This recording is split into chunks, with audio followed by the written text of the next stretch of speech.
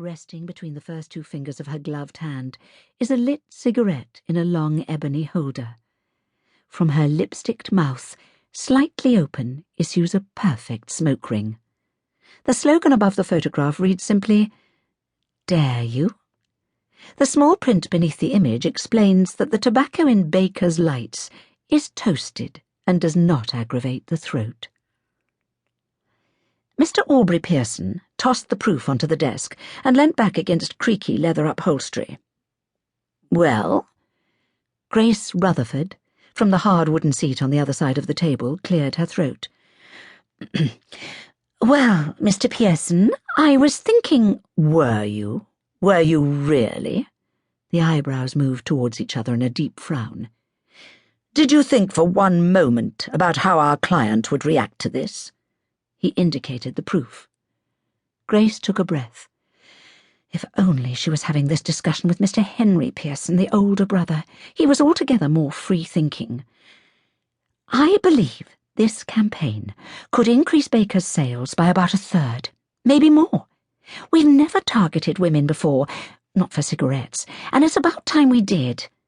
This year, London girls are wearing their hair and dresses shorter than ever, copying the Hollywood flapper look. They want the life that goes with it, too. Dancing the Charleston all night, having romances with dashing young men. It's the dream. Living life just a little bit wild, doing things their mothers wouldn't have done. They all smoke, you know, the Hollywood actresses." Mr. Pearson rubbed his head where the hair was thinning. Perhaps it was thinning because he always rubbed it there, in just that spot. "Miss Rutherford, we absolutely cannot have an image of a girl smoking a cigarette in this advertising campaign. We have a reputation to uphold." "Oh, sir, that's such bunkum. It's about time Pearson and Pearson joined the modern age." "A word of warning." Pearson's voice was quiet now. "If I were you, I should think very carefully about what you plan to say next." "All right." Grace swallowed. "Forget about the image. We don't have to show a woman smoking. Imagine a dance floor full of couples. In the foreground, a man extends a hand to a girl, inviting her to step out. The copy reads, 'Will you, won't you?' Here's another. The girl is seated beside her beau in an open-top car. The line is, 'How fast are you?'" Pearson pulled open a desk drawer and rummaged about inside. Slamming it shut, he bellowed for his secretary Gloria to fetch an aspirin. "Sir?" Grace leant forward. "How long have you been with us, Miss Rutherford?" "Almost 10 years. He proffered a smile. It looked all wrong on his face, as though someone had glued it there. "You might well think, my dear, that London has changed considerably in those 10 years. "Oh, it has?" "But I would put it to you that not all of those changes are for the better.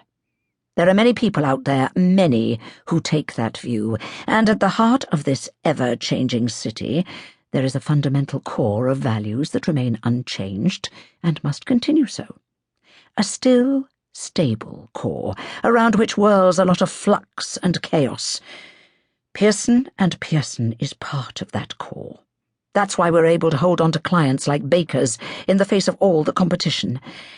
"Sir, with respect—" "Respect, yes. That's a part of it, Miss Rutherford. Do you think it demonstrates respect for your employers and their clients when you arrive at the office an hour late and visibly bleary? Or when you sit about the place smoking cigarettes and exchanging jokes? Do you think it sets a good example to the typists and the secretaries?" "But the other copywriters do just the same, and nobody seems to mind." Another of those glued-on smiles. "You're an intelligent girl. I shouldn't need to spell it out for you. And what the devil possessed you to put yourself in that blessed photograph? Stanley Baker'd laugh himself all the way down the road to Benson's if I let him see that proof." The secretary appeared with 2 aspirins and a glass of water, set them down on the desk and retreated. In her wake came a distinctly uncomfortable silence. "So," said Grace, "shall I hand in my notice?" A chuckle. "My, what drama! You have spirit, that's for certain. Go back and do some more."